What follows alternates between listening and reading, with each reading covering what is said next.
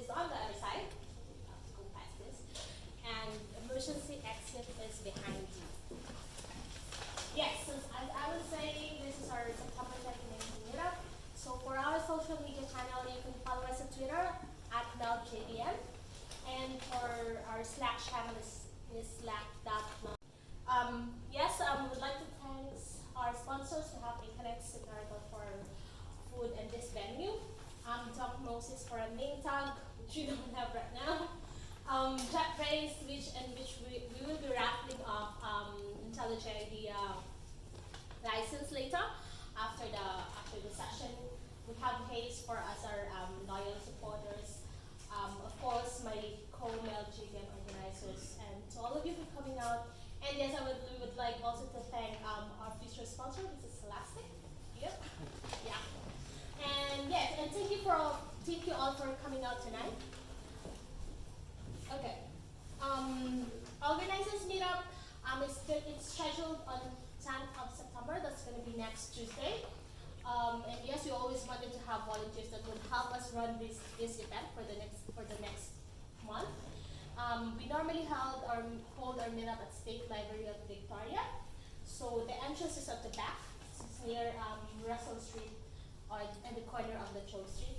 And if you wanted to join us, just make sure you have your Slack, Trello, and Google accounts ready. Cool. So yes, next meetup is going to be on the 2nd of October. And we have a special guest who's the author of Byron blog. I'm not sure if I'm pronouncing it right. Duplessis. Yeah, it's Cornel Duplessis. Am I pronouncing his name right? I don't know. Yep, he's the author of Byron blog. So if who knows the Byron blog? If you're the owner of blog, yeah. So he's coming here at Melbourne, and he's going to be talking about something. Yeah. And for the venue, it's going to be announced. So just check out our meetup page for the venue. Yeah, it's not going to be here. Definitely, it's not going to be here because they're moving out. Increments is moving out from here. Okay. Yes, for our Java news, Kotlin 1.3.5 has been released. So what are the main functionalities of this release? Basically, they have a new duration and time measurement API. So they actually worked on improving the Java to Kotlin converter. They have the external declaration generation of external declarations for NPM dependencies in Gradle, and yes, it's using to cut. And they have a separate plugin for debugging with Kotlin native code in IntelliJ IDEA, and the Java compilation support in multi-platform projects. Yes, for more details of this release, they have a long list in their changelog website, which is in this one. Okay, more on Kotlin. They are planning to have the null check optimizations for Kotlin 1.4. So what does it mean? So basically right now, all the null pointer exceptions when you're converting from Java to Kotlin, the null pointer exceptions, they are actually throwing the Kotlin null pointer exception or illegal state exception, illegal argument exception, and typecast exception.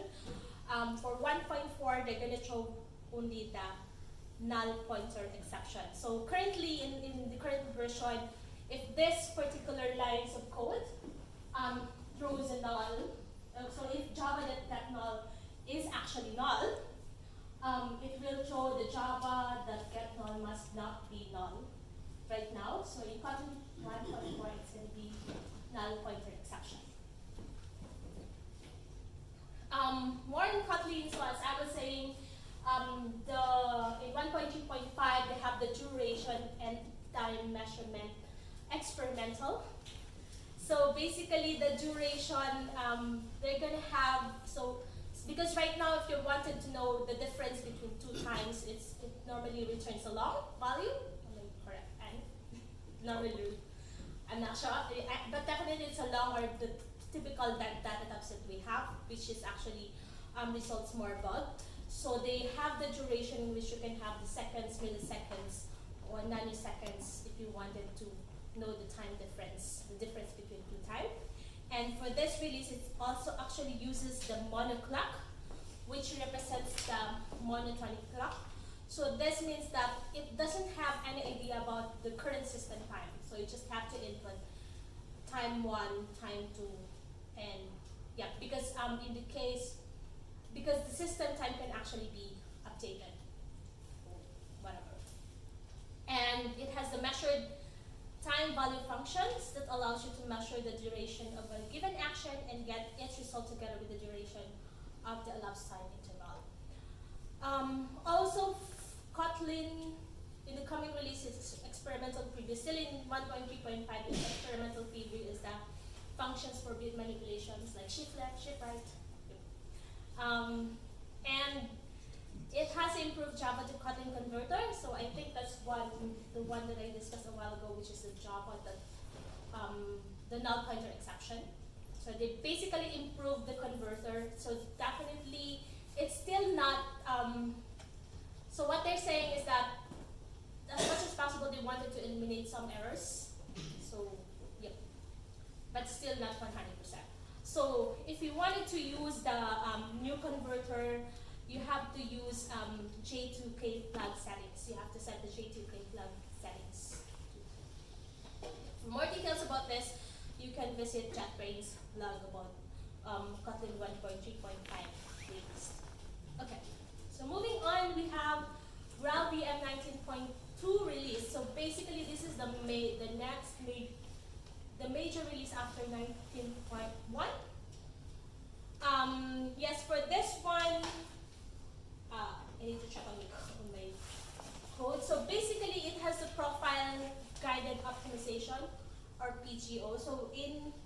So Graal has several profiles. They have the Graal VM just-in-time mode. So the Graal VM just-in-time mode is that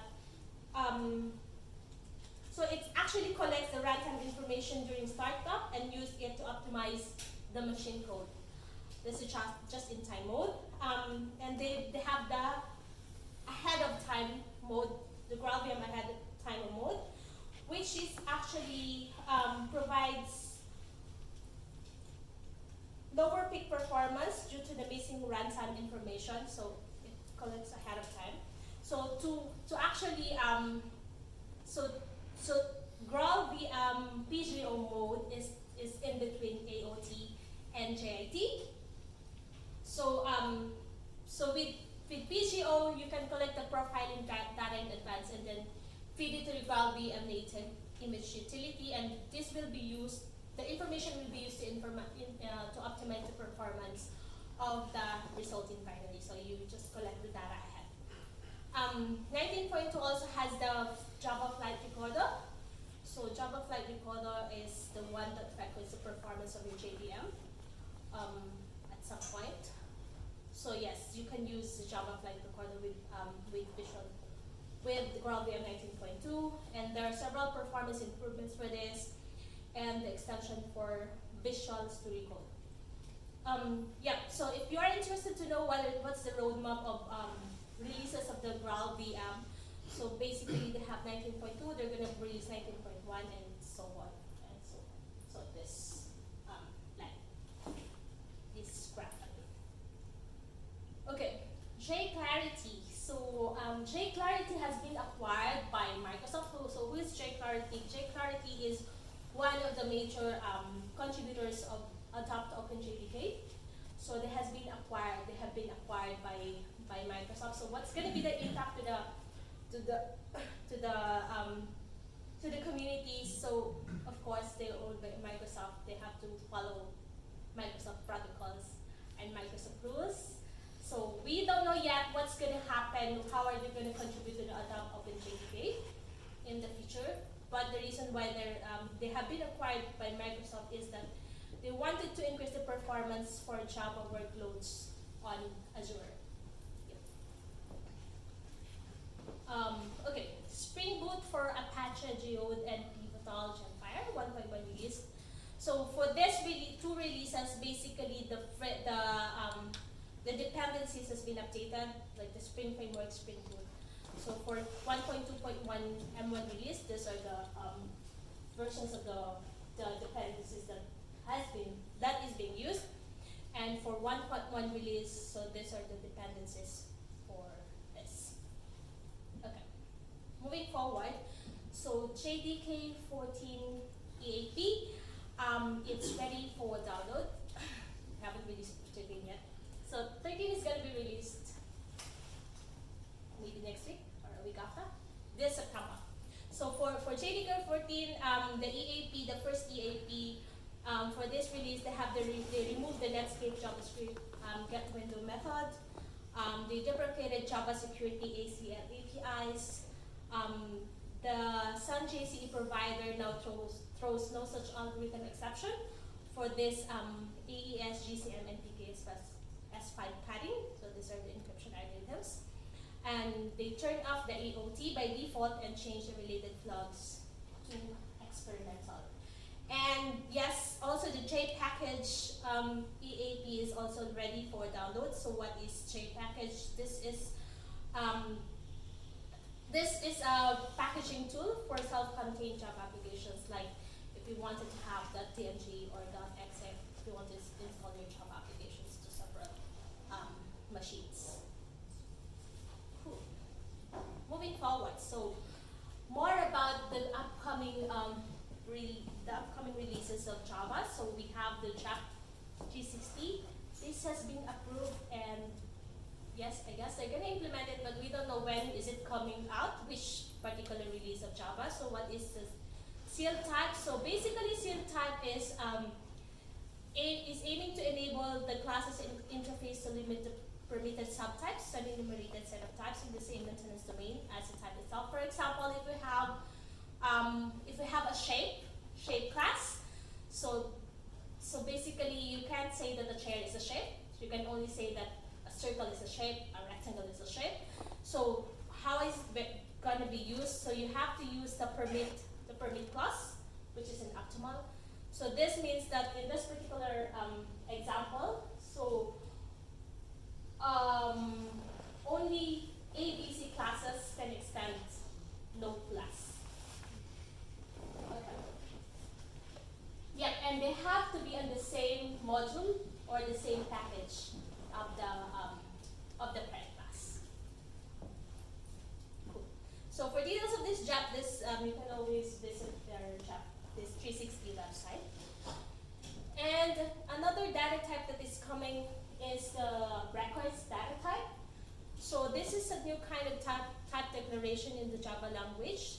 So basically, it's like an enum, and it replaces its representation and commits to an API that matches that representation. So what does it mean? Like for example, if you only have if you have a class which maybe have two properties only, which is X and Y.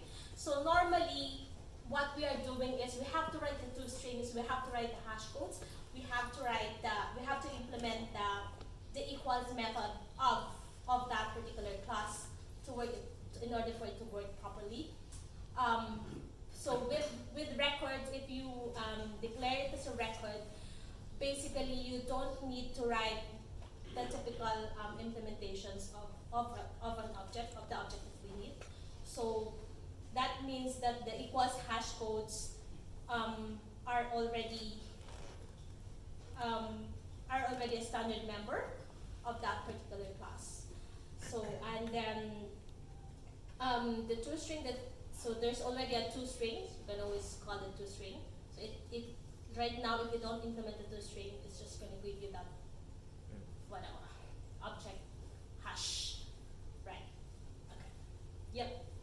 So moving forward, okay. So Octopus deploy. Octopus is a deployment automation server for your entire team. So the reason why I put this in my Java is that sometimes we actually have a small team, and then we need to just have a deployment automation, but it's not production. But right now, the similar products in the industry could not be permitted for commercial use or production use. So Octopus Deploy has a starter edition, which is free for a small team. and we can actually use that. The good thing is we can use that in production and commercial